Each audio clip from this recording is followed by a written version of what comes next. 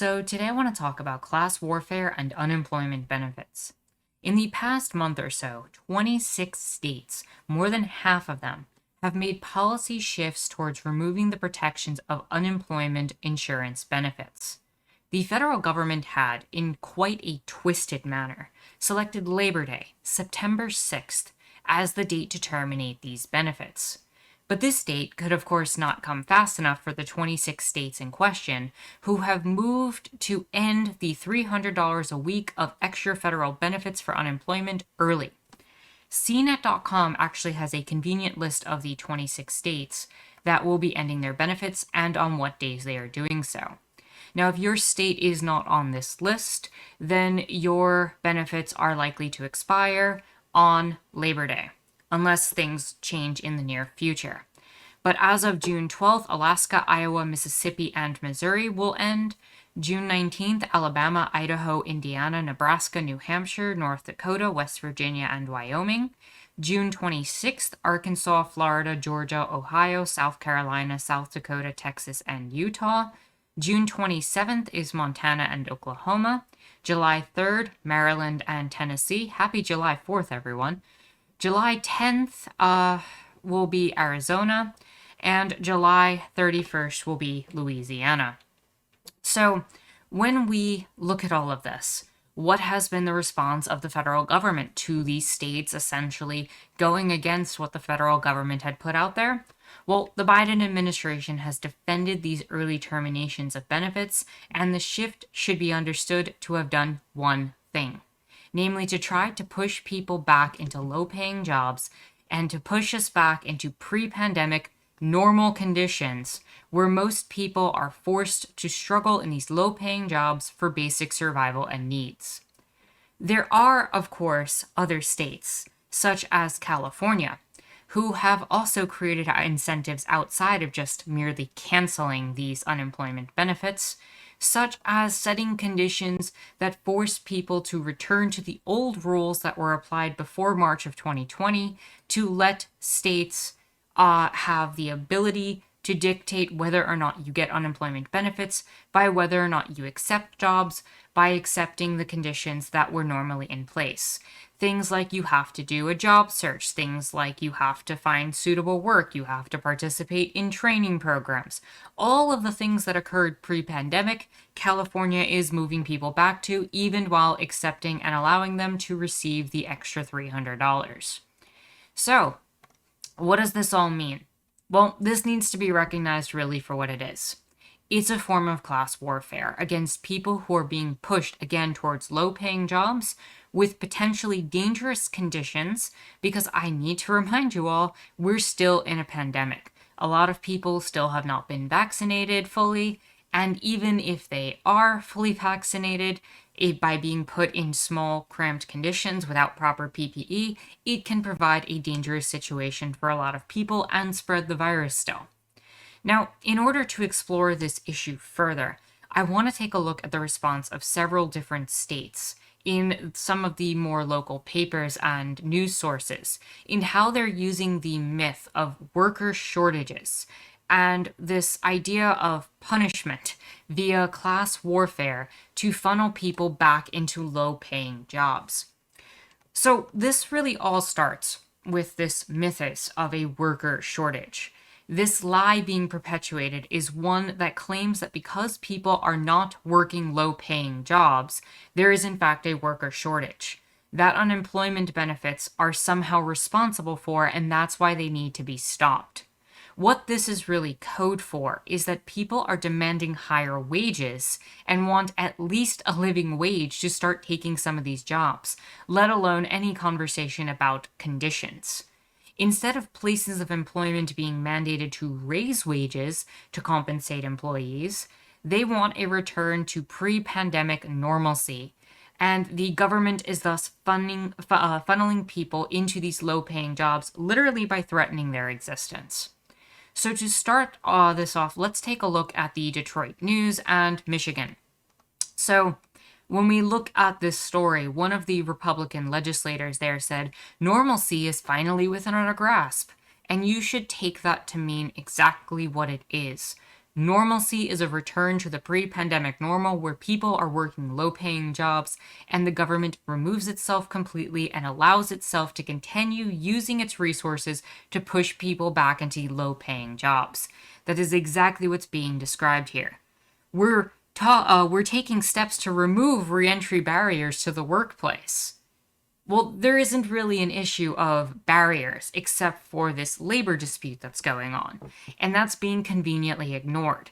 People want higher wages. And it's not just a Republican issue. The Democratic governor of Michigan stated as a proposal that instead of providing the $300 per week bonus to people as part of an unemployment package, that employees could receive that when they return to their jobs. So you're effectively taking money that people should be getting as part of an unemployment package while they're potentially looking for a job or while they're at home trying to maintain themselves, and you're funneling it into people now who work. So you've actually incentivized people to go back to work. And they'll get a $300 bonus, which now is a subsidy for the company rather than for the worker. Now, this mythos of a worker shortage. During the more than hour-long hearing, employers from across the state aired their frustration with the depleted and unpredictable worker supply, with many urging a change to federal unemployment payments. Some have offered incentives to workers, others cut shifts, and still others are looking at opportunities for automation to replace some of the workers they need. So instead of actually, paying workers more and actually, making sure they're paying people a living wage, they're looking at other incentives, things that aren't going to cost them as much money, and even potentially replacing people in the workplace. And if we move over to Louisiana governor, who is also a Democrat, is considering also ending this $300 benefit. And as we saw, I believe they are ending on July 31st. So what is going on here is essentially Louisiana has one of the lowest unemployment benefits in the entire country. Left unsaid is how the nearly 48,000 jobless Louisianans who are currently supported by a maximum of $247 a week will make do without the $300 lifeline. While we are, of course, supportive and want to see benefits increase at the state level, we do not think pulling the rug out from under people in the middle of a pandemic is an acceptable deal. This is from Devontae Lewis of the Louisiana Budget Project, who told CNN this. Now, here's the thing. You now have a situation where, because of this myth of the worker shortage, they are effectively putting people in situations where they don't have enough money to live. And if they don't have enough money to live, how are they supposed to continue to survive unless they go take the first low-paying job that they take, or that's made available to them? This is another further incentive to push people back to a return to normal. Now, if we move to Florida, it has been said that the end of federal benefits comes as some state officials worry that the extended benefits may be why there are, quote, worker shortages in some business sectors. Again, this is a myth that's being perpetuated throughout all the different states, and it is a talking point that is going across party lines. As I spoke about before with Michigan and Louisiana, and from the Biden administration allowing for this to happen, both the Democrats and the Republicans are working in this together. They are allowing for these conditions to happen and are supporting capital and the business and owner class over the needs of workers and people. And if we look at the perspective of labor, the Florida AFL-CIO, a member, Rich Templin, said that the loss of unemployment benefits will devastate people who are still getting the $300 in benefits. They're not getting rich, he said. They're getting food. So effectively, not only are you providing people not enough money on the current benefits at the state level, but you're effectively starving people out. You're making it so that they can't pay for food, rent, and medicine in even greater degrees. That's not to mention the looming housing thing that's happening with that bubble, with all the rent that's going to be back due from the course of the pandemic for people that everyone seems to be forgetting about. The fact that these people are being literally starved out is something that's being very much ignored. But that's another further incentive. If you force people into a condition where it's either work or don't eat, they're gonna work. And they're gonna work for whatever poor excuse of a job you tell them to work for. So you're essentially creating conditions where they are compulsed into working and they are forced into labor. This is effectively forced labor. There is someone putting you into a position where you cannot say no if you want to survive. And to make this all worse, we turn to Texas. Because of course, Texas is doing it in a even stronger fashion. Fear of the coronavirus will no longer be acceptable reason for Texans on unemployment to turn down job offers. The state's unemployment agency is ending that exemption on June 26th, when out-of-work Texans will also stop receiving an extra $300 in federal jobless benefits. So not only are they cutting your money, the same money that is being used for people's food, rent, and medicine to basically keep them alive and sustained, but you now can't say no to a job if the conditions are not safe. You have to take it if you want to continue to receive even the meager amount of benefits they're going to continue to pay you. Jobless Texans who refuse work offers because they feel like the job isn't safe during the pandemic won't be able to receive unemployment benefits as of June 26th, the Texas Workforce Commission announced this week. This is absolutely ridiculous. The special pandemic guidelines have allowed some out-of-work people to decline a job if it didn't have proper COVID-19 health or safety protocols and still qualified for unemployment benefits. This does a couple of things. One, it incentivizes people not only to take jobs, but to take dangerous jobs that are not going to have proper conditions. Instead of doing this, the government could have come in and mandated that employees provide protection for people, that they actually do this and make sure that workspaces are actually safe for people.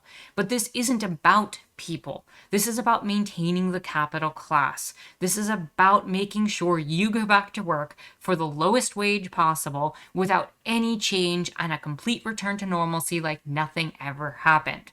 But the problem is, something did happen, and something is still happening, and it could happen again. And because of that, employers not being forced to take the time and the money and the resources to research, to develop and find proper PPE for their own workplaces is absolutely absurd and dangerous for any employees that have to go back to work for them.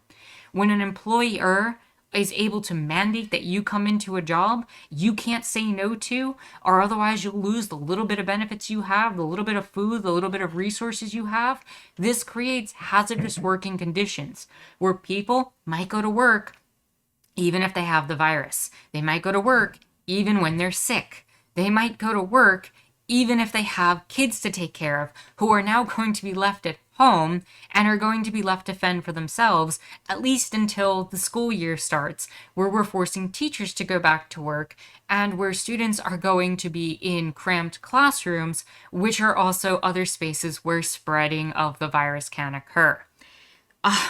This is a bad look. This is a really bad look. And just to be very clear about all this, the federal government and the Biden administration are complicit in all of this. They have provided the conditions so that these states can go against the original federal guidelines of Labor Day, which should in fact be extended even though Biden has said he will not. And this return to normal that they're describing is a code for a class warfare that is attempting to funnel people back into low-paying jobs with potentially dangerous conditions. And make no mistake, the incentives are there because they are literally putting people in life or death situations and starving people out and putting them in dangerous conditions economically to force them back into the workplace. Between starving people out literally by denying them unemployment money, forcing people to take any job that they are offered, incentivizing people with $300 in bonuses that they should be getting anyway, if and only if they take a job, and denying people the right to say no to a job for any sort of safety reasons, the government has effectively tied people's hands and pushed them back into these low-paying jobs in the name of a worker shortage that doesn't exist. What this really is, and what this has always been, is a labor dispute. It is a decision where people want to change the conditions of their workplace. Some people want to stay at home. Some people want to be able to go to a workspace that has proper PPE and protection. Some people want to be able to get an actual living wage from the job that they are working at. And some people want flexibility of hours and to be able to commute to work in much different times and in safer conditions. And again, being able to negotiate is part of the process. But the government is taking the side of business in this labor dispute again. As usual, they're taking the side of the capital class at the cost of people and workers. Now, the government could have provided alternative solutions. They could have hired people directly to work on infrastructure projects, to provide pandemic relief training, to produce PPE to assist with the pandemic and potential future pandemics, and create stores and stockpiles of things. They could have forced employers to have proper PPE and mandated all of the things for workers to do in order to make sure workplaces were safe when people went back. And they could have provided a proper social safety net and continued to do so that people could have provided and had time to negotiate with employers to be able to have better conditions, better hours, better time, and everything else. Instead, they made a conscious choice to not only cut these benefits, but to force people into conditions where they have to take jobs. Because if they don't, they lose the little bit of safety net, the little bit of anything they have in order to protect themselves. And essentially, because of the decision of government, people are going to suffer. Instead, this return to normalcy where employers continue to force us into unjust hierarchical labor will continue to be the reality that we live in unless we say no over all of this and we continue to fight for better pay and better conditions. This needs to end. So if you like this video, give it a thumbs up, hit the subscribe button and bell for notifications. Follow me on Twitter and check out my Discord in the description down below. My name is Anarchist Tara, and I thank you for watching.